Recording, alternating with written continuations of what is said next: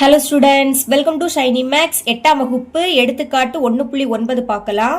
-3/4 மற்றும் -2/5 ஆகியவற்றுக்கு இடையே குறைந்தது 2 விகிதமுறு எண்களை காண்க. அதாவது இந்த ரெண்டு பின்னங்களுக்கு இடையே இருக்கக்கூடிய ஏதாவது 2 விகிதமுறு எண்களை கேட்குறாங்க.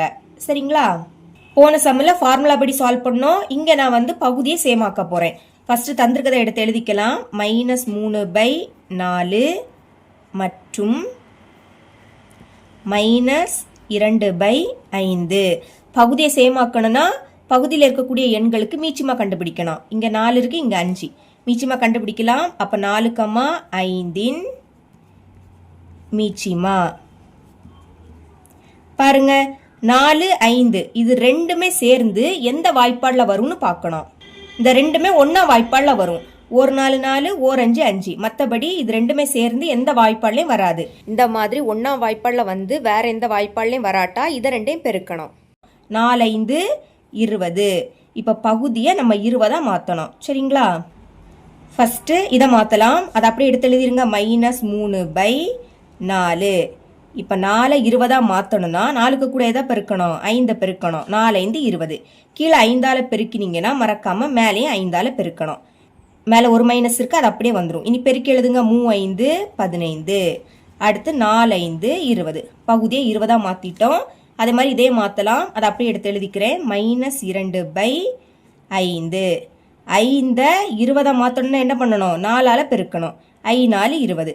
கீழே 4ஆல் பெருக்கினீங்கன்னா மறக்காமல் மேலே 4ஆல் பெருக்கணும். மேலே ஒரு மைனஸ் இருக்குது, அது அப்படியே வந்துடும். 4 8 I 4 20. இப்போ பகுதியை சேமாக்கிட்டோம். அப்போ என்ன பண்ணணும்? மேலே உள்ளதை மட்டும் பார்த்தா போதும். -15லேருந்து -8 வரைக்கும் நம்ம எழுதிக்க போகிறோம். எண் கோட்டில் இந்த மாதிரி கோடு போட்டுருங்க. இங்கே அம்புகுறி, இங்கே அம்புகுறி.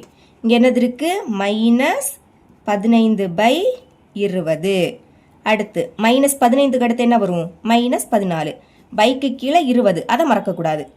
இனி -14க்கு அடுத்து -13/20. -13க்கு அடுத்து -12. பைக்கு கீழே 20. இனி -11/20. -11க்கு அடுத்து -10. அப்புறவு -9/20. கடைசியாக -8/20. இதோட ஸ்டாப் பண்ணிக்கணும். நீங்கள் ஃபஸ்ட்டு உள்ளதையும் லாஸ்ட் உள்ளதையும் எழுதக்கூடாது. ஏன்னா -15/20 -3/4 தான் அப்படி மாற்றிருக்கோம். சரிங்களா? அடுத்து -8/20 -2/5 தான் அப்படி மாற்றிருக்கோம். அப்போ நீங்கள் ஃபஸ்ட்டு உள்ளதையும் லாஸ்ட் உள்ளதையும் எழுதக்கூடாது. பாக்கி இடையில இருக்கு பார்த்தீங்களா? இதில் ஏதாவது 2 எழுதுனா போதும். கொஸ்டினில் 2 விகிதமுறு எண்களை தான் கேட்குறாங்க. அப்போ ஏதாவது 2 எழுதிக்கோங்க. எழுதிக்கலாம். தேர்ஃபோர் தேவையான 2